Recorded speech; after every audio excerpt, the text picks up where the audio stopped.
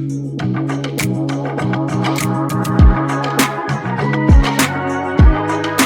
and welcome. Have you ever looked at a phrase like sisters-in-law and just paused for a second? Yeah, you're definitely not alone. Today, we're going to dive into a really tricky corner of English grammar that trips up a lot of people, even native speakers. How to handle plurals and possessives with these things called compound nouns. So let's just jump right in with a little puzzle. Take a look at this sentence on your screen. My sister's-in-law's car is newer than yours. It looks a little weird, doesn't it? But I can promise you that sentence is 100% grammatically correct. The real question is, why? If you're scratching your head right now, don't worry. That's exactly why we're here. We are about to break down the logic behind this sentence piece by piece. And trust me, by the end of this, it's all going to make perfect sense. So here's our game plan. We'll start with the basics, what compound nouns even are. Then we'll talk about possessives, how to make compound nouns plural, and then how to show possession. Finally, we'll put it all together to solve our puzzle sentence and wrap up with a quick quiz to see what you've learned. Sound good? Let's get started. Okay, first things first. Before we can tackle that crazy sentence, we need to build a solid foundation. So what exactly is a compound noun?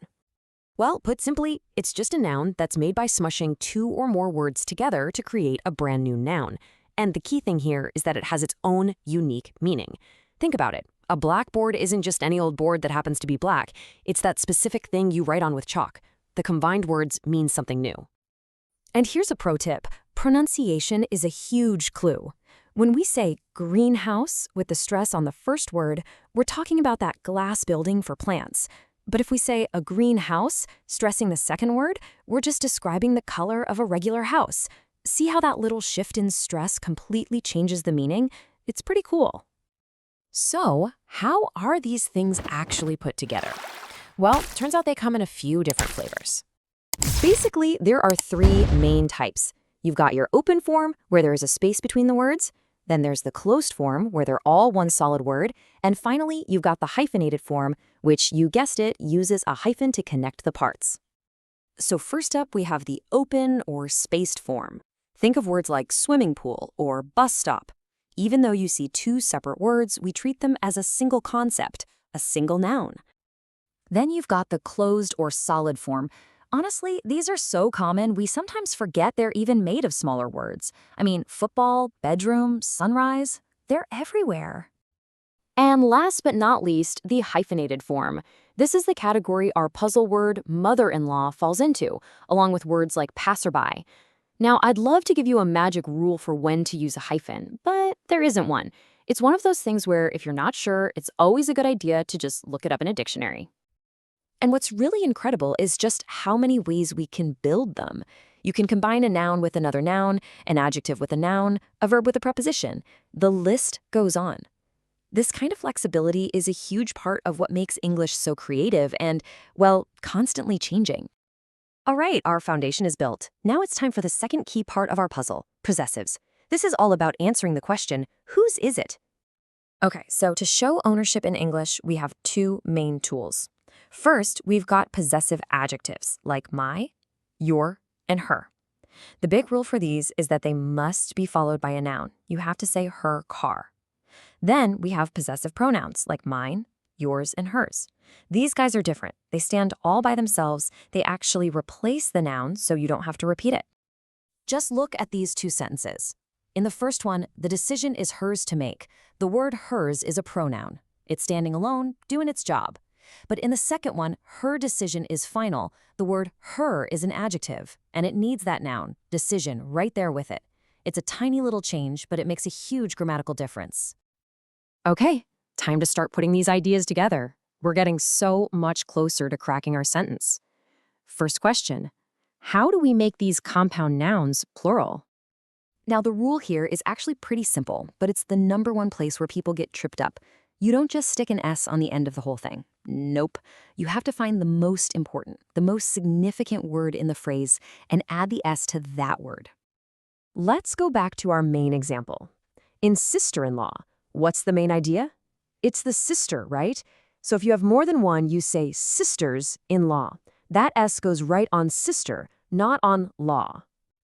And this rule works across the board. It's passersby, not passerbys. For open nouns like bus stop or swimming pool, the main word is usually the last one, so it's easy. Bus stops and swimming pools. Okay, here it is. The final, crucial piece of the puzzle. This is the aha moment. How do we make these things show possession? This is where the two rules, plural and possessive, often get completely mixed up.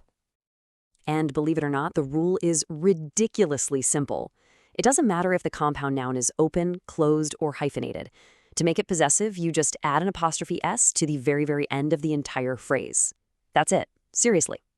So if we're talking about something that belongs to one sister-in-law, we just say sister-in-laws. That apostrophe s just gets tacked right onto the end of the whole unit.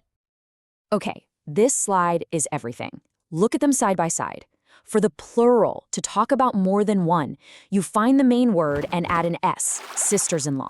But for the possessive, to show something belongs to them, you go all the way to the end and add an apostrophe s, sister-in-law's stuff. Two totally different jobs, two totally different roles. This is the key. All right, moment of truth. Let's go all the way back to our original puzzle sentence.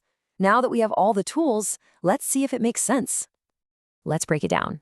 First, we need to talk about more than one sister, so we make it plural, sisters-in-law. Simple enough. Next, we need to show that the car belongs to all of them, so we applied the possession rule, add an apostrophe to the very end. That gives us sisters-in-laws. And finally, that little word yours at the end is just a possessive pronoun, a neat shortcut for your car. Now, is it grammatically perfect? Yes. Does it sound a little clunky? Also yes. A lot of people might rephrase it, but now you know the grammar behind it is totally solid.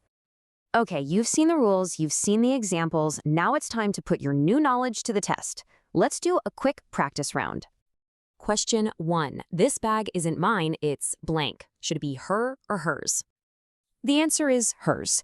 We need a possessive pronoun here, one that can stand all by itself and replace the words her bag. All right, number 2. My pencil is broken. Can I borrow blank? Is it your or yours? And again, the answer is yours. The word is a stand-in for your pencil. Now for the big one we've been working on. How do you make mother-in-law plural? You've got it. You find the most important word, which is mother, and you add the s right there, mothers-in-law. And for our last question, how would you show that something belongs to just one mother-in-law? Perfect. For possession, the rule is totally different. You just go to the very end of the entire phrase and add that apostrophe s, mother-in-laws. So let's do a super quick recap of the most important stuff. Compound nouns are just words combined to act as a single unit. Possessive pronouns like mine and yours replace nouns to avoid repetition. But most importantly, remember these two golden rules. To make a compound noun plural, add s to the main word. To make it possessive, add s to the very end. You know, mastering these little rules is what really takes your English to the next level. They can seem so confusing at first, but once you see the logic behind them, it all starts to click.